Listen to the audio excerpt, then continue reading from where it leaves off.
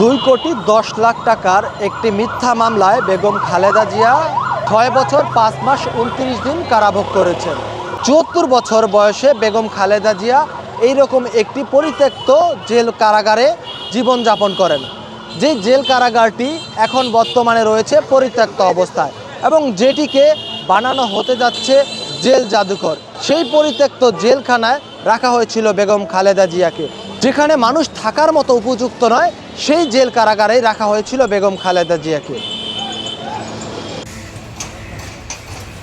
সাবেক প্রধানমন্ত্রী ও BNP chairperson Begum Khaleda জিয়াকে একটি মামলায় রাজনৈতিক মারপ্যাচে 5 বছরের সশ্রম কারাদণ্ড দেন আদালত।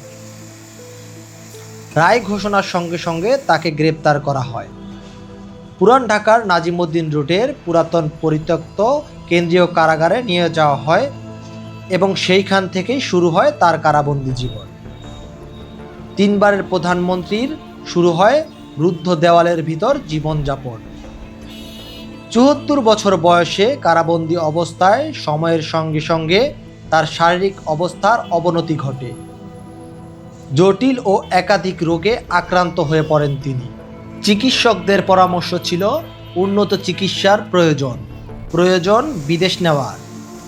এই অবস্থায় বিএনপি ও দলীয় পক্ষ থেকে একাধিকবার সরকারকে অনুরোধ জানানো হয় মানবিক বিবেচনায় তাকে বিদেশ নেওয়ার সুযোগ দেওয়ার জন্য, কিন্তু সরকার সে আহ্বানে কর্ণপাত করেনি।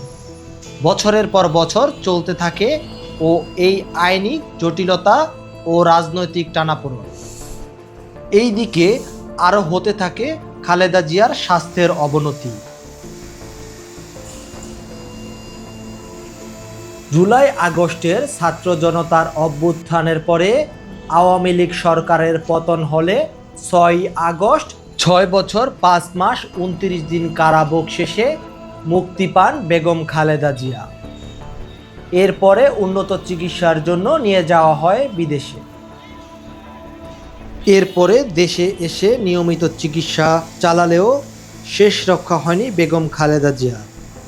দীর্ঘদিন চিকিৎসার অবহেলা, নানান রোগ বাধা বেঁধেছে শরীরে। চিকিৎসা নেওয়ার সক্ষমতা হারিয়ে ফেলেন তিনি। গত 30 ডিসেম্বর আপোষহীন রাজনীতির উজ্জ্বল দৃষ্টান্ত হয়ে দুনিয়ার মায়া ত্যাগ করেন মরহুম বেগম খালেদা জিয়া।